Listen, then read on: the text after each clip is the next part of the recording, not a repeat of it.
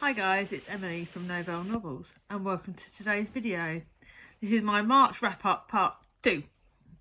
Now, I waited until the first of the month to film because, as you would have seen from my book haul, I gained a lot of books in March. So I kind of wanted to read as much as I could, and I never normally do this. So it's meant that the 1st of March today is a very busy day because I've got to get a book review up, which you would have seen for a book tour. I have got to start another book tour. I've got to do all the pictures. You would have seen everything done, but I am stressed out beyond belief. So I don't want to ramble because I've got a lot of books to tell you about and a lot of books to show you. As always, I always do like at least like a 2-line review on Goodreads, so you'll always see a review on there. So, but obviously if you want me to do any individual reviews, I was going to do one. I think what I might do is I might do an individual review of one of my favourite books, but I'm not sure yet. This month's been a bit insane, so we'll see. I might do an individual review soon. Actually, that's a good idea. What I will do is I'll put a little vote up on my community channel to go up after this video, and you guys can pick a choice of a couple of books for the individual reviews. So enough rambling, and let's tell you my stats first, and then let's go over show you the books I've read this month. So I missed a book when I originally did this figure, so I've read a total of 34 books. 33 were off my unread TBR. Yes, I did kind of cheat on some of them. I gained 47 books this month. Yowzers. You would have seen the book haul. You know how tough it's been. I may have already kind of added books onto April's TBR. April's book haul already. We're not going to go there. I have an Emily calendar. The Waffle Girls will know what I mean. But I did unhaul 6 books off my unread TBR, and that does include 1 DNF, which I'll tell you about in a minute. My March unread TBR was 306. My April unread TBR is 315. So I've gained 8 books, which, considering I gained 47 books this month, the unread TBR only going up by 8 is pretty darn good, and I'm actually quite happy with that. But I will try and get it down. It is my goal by the end of the year to get it at 300 books, but that, to me, I'm going to kind of keep it there, because like something I discovered like the other day, I was looking at my books and I don't actually have as many contemporary books as I wanted, and I couldn't have as much choice as I would have liked. So I kind of like having my choices. So maybe I need to change it up. So maybe I need to cut down the levels of thrillers I've got, because I'm not reading very many of those, and gain more contemporaries in the genres that I am reading. But we'll go over that. That's another discussion video I might do at some point. So now's the genres. I read 1 non-fiction, 1 classic, 1 fiction, 1 poetry, 4 fantasies, 11 historical fiction, and 15 contemporaries. Now again, contemporaries, I'm happy with that because I like them. They're really good, and I have read some really good ones this month. Historical fiction again, but the big thing is I'm really loving the fantasy, and that's something that's really coming out. So people like Kristen from the Reading Nymph, a lot of my fantasy fellow booktubers, they're really inspiring me to go on that. So thank you all.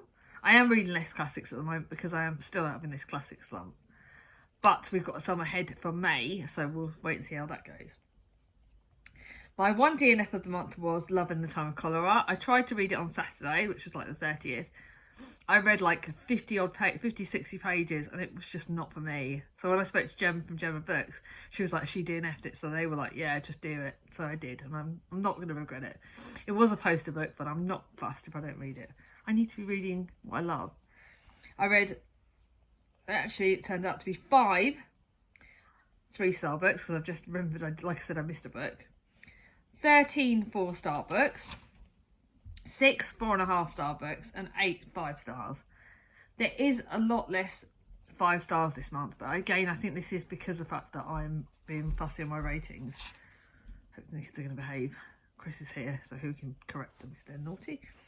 But again, this is a really good reading month. Yes, I've had a lot of 4 stars, and that's been my mainly go-to, but there isn't many books I've not enjoyed, so that's a really big positive. So we're going to focus on that.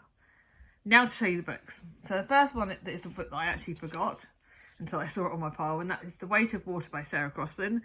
That was for the Irish Readathon. It was also one of the shortest books on my shelf. I do like Sarah Crossan's books, but they are very YA, and I think that's the reason why this is 3 stars. there's a couple of books she's written that I really enjoyed, but a few that were just a bit too YA for me. But she has, apparently, according to Leanne from Leanne Reads, she has written a historical fiction YA, so that's going to be one I'm going to look out for. This is poetry. It's about a girl and her mum who emigrates from Poland to to England, and it's their story told in verse. So it's a poetry, but it's told in verse. So it's a book told in verse, which I'm counting as poetry. And I did enjoy it. I think the poems were easy to read. I read it in a day. I flew through it. It was a good book, and I think if you're YA, this would definitely be one to read. But it's not necessarily for me. But that's still fine. That's going on my first of the charity shop pile. The next one is a book that's my last book of the month that I finished yesterday, and that is The Way Back Home by Freya North. This is one of our older books. My mum picked me to read this, and you can tell it's her older writing because I didn't enjoy it as much as I enjoyed her more recent books that I've read for readathons. Excuse me. I think this is connected to her earlier books where they talks about the sisters, Cat, Pip and someone else. And it was alright, but it wasn't like amazing. There is a mystery element part in it. Cat, Finn and Pip, yeah. So that does connect to those. And this is mainly about Oriana Taylor. And it's connected to, it looks like it's like an artist retreat, but I was worried there'd be like a cult element, but it wasn't. So that was good. But it was the mum in this. Oh my God, she is supposed to be horrible, but I absolutely hated her. We've got two brothers, Malachi and Jed, and they're connected to her childhood and the present. And you do kind of jump timelines, and it is good, but it's not like amazing. And there was a bit too much graphic sexual stuff in it, and I don't like all that. And it was all right. It just wasn't amazing. I don't even think I'm going to let Mum read it because she wouldn't like the rude stuff in it. But it was good, and I'm glad I read it. It was the one we bought when we went to Bognor. So, well, Chris was actually in Bognor. I was reading it, so it was good. But yeah, not an amazing one. It's only 3 stars. And then the last 3 stars is Unbirthday, which is one of the retelling, the Twisted Tale retellings, and this is the one for Alice in Wonderland. I do not really like Alice in Wonderland. I am so sorry. Don't judge me on this. So to have a retelling was probably a bit of a fluky idea because, again, I don't really enjoy it that much. So it's probably my least favourite. But again, I'm glad I read it. And it to me, in some ways, it was actually better than the actual Alice in Wonderland. But it wasn't as good as some of the other ones. So it is only 3 stars. So those are all for the charity shop.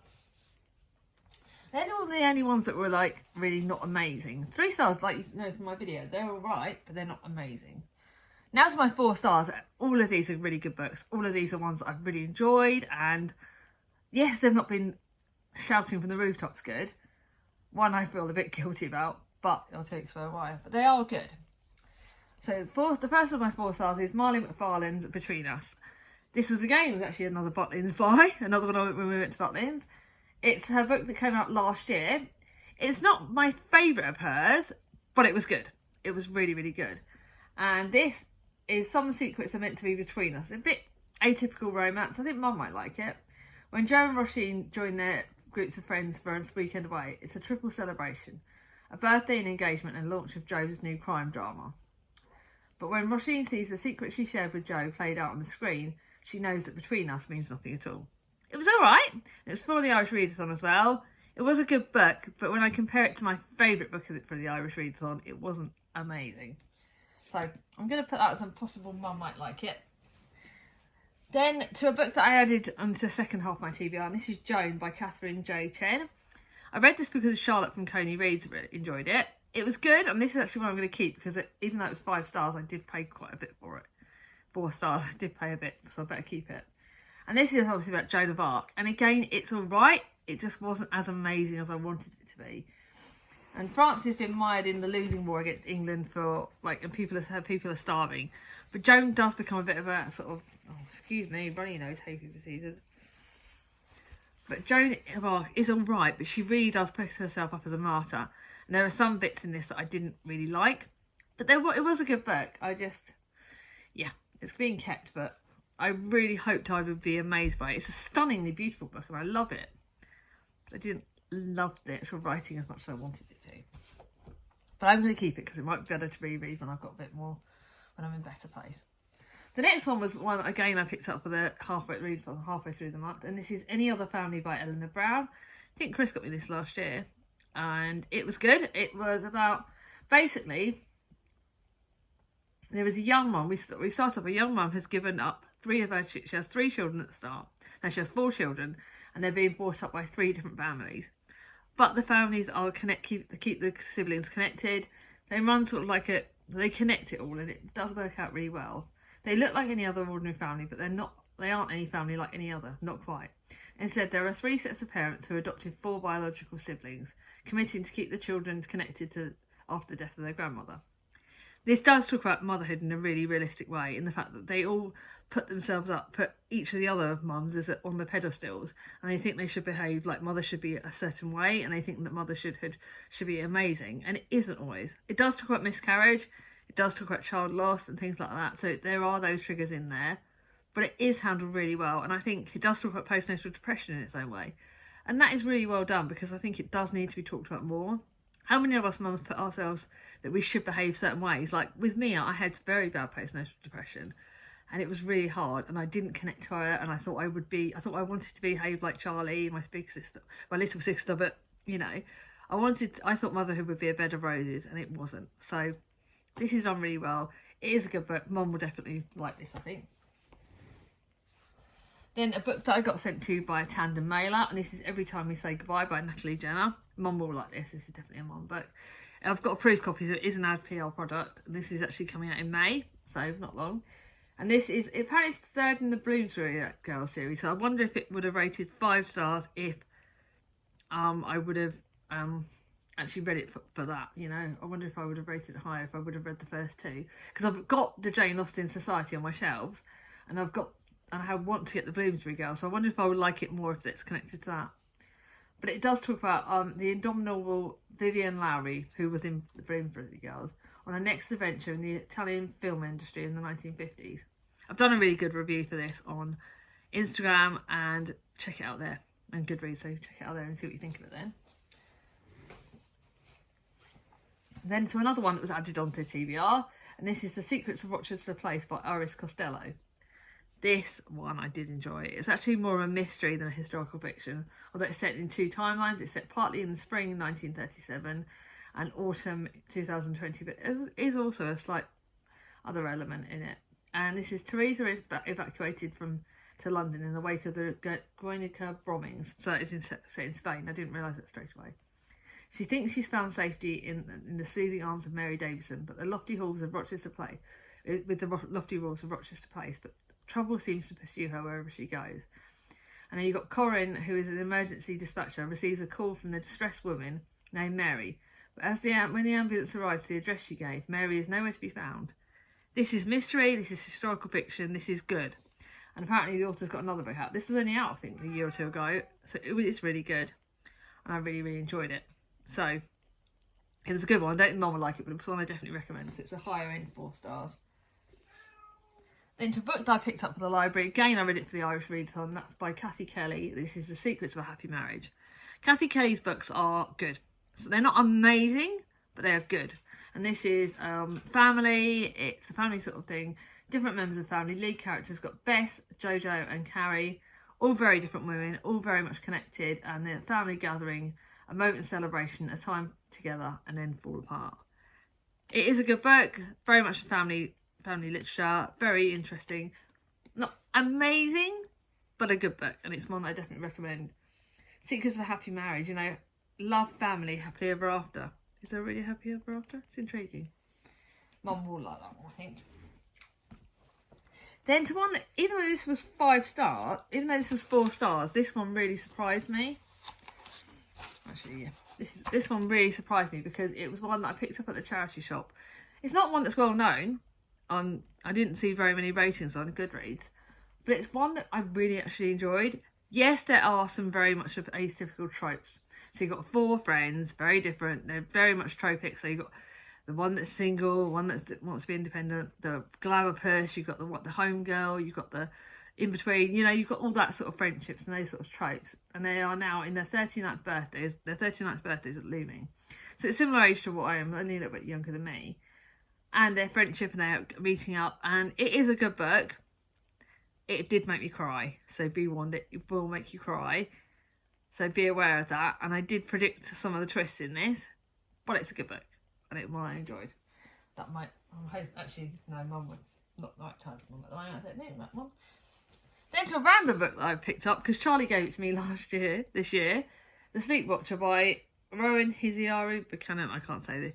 This is really weird. I think it's quite literary, and I think it's translated fiction.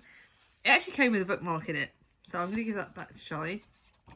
And I'm going to put it back to charity shops. And this is a 16-year-old girl, and she's got having like sleeplessness times, and it's weird. It does talk about some really weird things. It's a very weird book, but strangely I liked it, and I don't know why. It's just weird, but it's a Sleepwatcher, so it's got a bit of magical realism in it. Bit of family stuff, 16-year-old lead character, parents that don't necessarily get on great. There are again some triggers in this. It is weird, but I don't know how I feel about it. I'm just going to put those. Those are going straight to the charity shop. My charity shop lady's not going to like me because I've got another bag. Unless I can get Chris to help me take them to the charity shops, there's going to be another reasonably big bag. Now to my 4.5 star books, and these are really good. I'm debating whether I keep some of them. I'm really not sure, so we'll have to wait and see. The first one is One Good Thing by Alexandra Potter. This is really good. This is one I'm definitely going to recommend to Mum to read. It's an older protagonist again. Liv Brooks is shocked. She didn't expect to get divorced. She didn't expect to swap her busy life in London for a crumbling cottage in the Yorkshire Dales. And she certainly didn't expect to adopt a scruffy old dog called Harry, who's been dumped. And then you've got some other characters that she meets, other people, and it's it's the fact that it doesn't matter how old you are, the friendships that come up. We've got an older person in this, we've got a teenager, and we've got a child, and this is really good. And it talks about like friendship and about loneliness and grief, and it's got some other triggers in there that you need to be aware of. But it's a really, really good book, and I really, really enjoyed it. I don't know if I'll reread it because some of the triggers are definitely made me feel emotional, but it's a really good book and I'm glad I got that. And this is one that I've had on my shelf for ages, so I'm going to let Mum read. I don't know if I might see if Mum likes this. If not, I'll lend it to my sister Charlie. This is an independent book. Charles Heathcote sent it to me, and it's his friend Joy Winkler's book. So I didn't find it on Storygraph, but I did find it on Goodreads, and there aren't enough ratings. But this was really different, like, because I couldn't find what genre it was. I didn't know much about it going in, other than it's an indie author. But it's actually a really, really good book. It's one I definitely recommend, and I definitely think you should look for it. Ask Charles Heathcote. I'll link Charlie's channel below. Morgan grows up believing that she is an evil child worthy of punishment. Why else would her father disown her? Why else would her mother not answer her letters? When she meets her blind grandmother Grace, she's delighted that at last she has a true family. But sadly, her happiness is short-lived.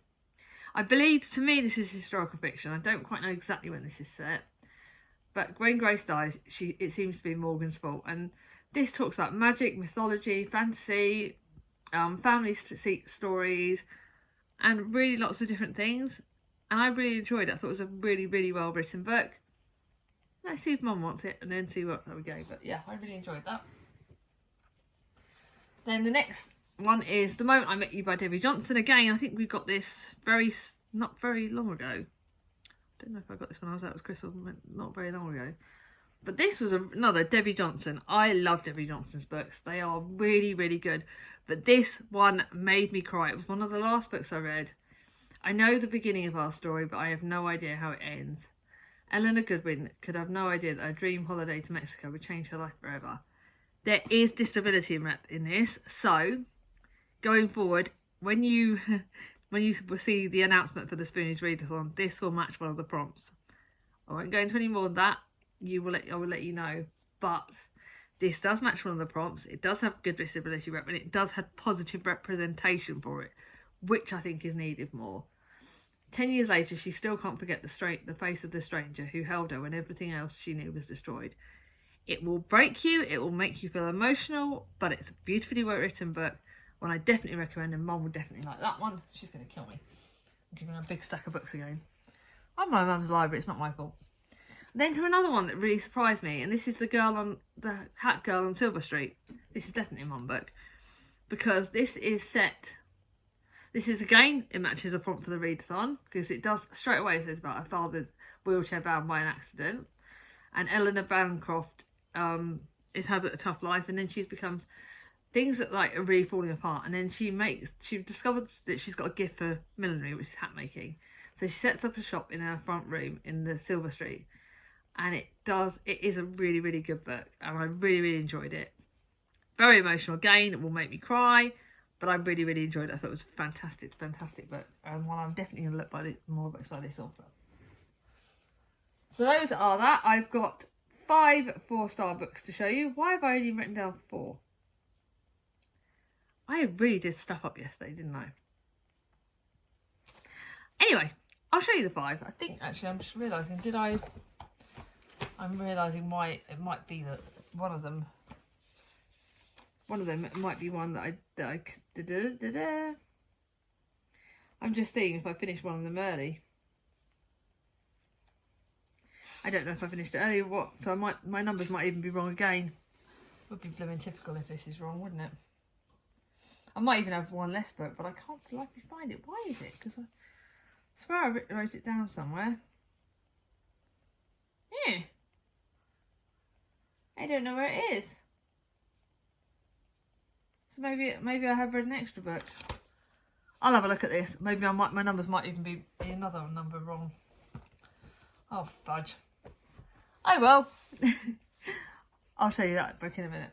Right, so the first book that was 5 stars is Destroy the Day by Bridget Kemner. This is the 3rd and final book in the Defy the Night series, and I can't talk too much about it because it will destroy the rest of the series.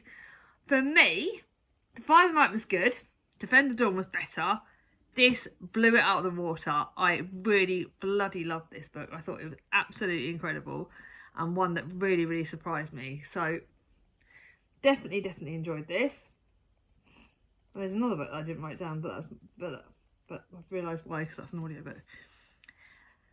So this really did surprise me. It was absolutely incredible. It's about Prince Coric, and he's being held captive by Orion Crane.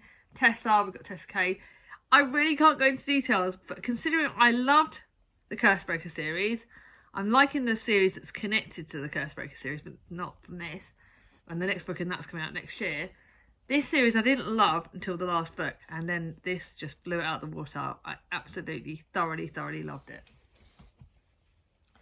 Now to the book. I'm definitely already going to tell you that this is my favourite for the month, as well as Destroy the Day, but I don't always count series books, but it was shortlisted, long-listed for the Women's Prize. If it doesn't get shortlisted, I'll be shocked. Look at the beautiful book. Charlie will be reading this. It is historical fiction at its best. Katie from Books and Things loved this book, and I get it. And I'm telling you, if you're reading the long list, read this book, because if this doesn't get on the short list, I'll be bloody shocked. It is amazing. Historical fiction. Christian Nimmo was arrested and charged with the murder of her lover, James Forrester. News of the impending trial is splashed across the broadside, but there's a twist, and it's really good. Really interesting, dark, mysterious, set in Edinburgh in October 1679. Witchy bits of it in it, but oh my god, it's so good, so dark, so amazing. Absolutely loved it. Then a book I read for it was an ad PR product, so I read it for a Love Book Tour. And this is Lovelty by Mel Higgins. It's the sequel to Dear Lottie, so you have to read, I personally think you should read Dear Lottie first. But I liked Dear Lottie. I think I still rated it 5 stars. This I loved even more. It ties up all of the loose ends of Dear Lottie, and it was absolutely incredible. We start off with Kathleen, who is Lottie's sister, older sister, and she basically is at the start of this. She then adopts Lottie's baby, and that wasn't Lottie's choice. And trust me, Dear Lottie explains how Lottie's affected that, but it then tells Kathleen's story about that. And then we also have Betty, which is Kathleen's daughter, Kathleen, aka Lottie's daughter. That's the next story, but I think the main one is Kathleen. And then you have Grace's story, and Grace is connected to another character in the books, which you will love when you explain it and when you read it. And then lastly, very short amount, is Sarah. and Sarah is Grace's daughter. But again, how she connects to the Lovelty series, and it just ties up everything. It's an incredible, incredible book. Thoroughly loved it. Great review on Goodreads and on Instagram. So Mum will love that. One that Mum will not like, but I'm keeping it, and that is Her Majesty's Royal Coven by Juno Dawson. Apparently the lovely Angela from Reading Off My Shelf has got me the sequel. This scared the bejeebers out of me. It's a YA, I believe, historical, like witchy fantasy book, but it scared the crap out of me. And the end literally had me wanting the next book urgently. But I am seriously scared because of the ending, and it scared the bejeebers out of me. I love the Spice Girl element in this. I love the friendships, the witchiness, the apocalyptic things. It's got good trans representation. It's a really, really good book, but it did scare the bejeebers out of me.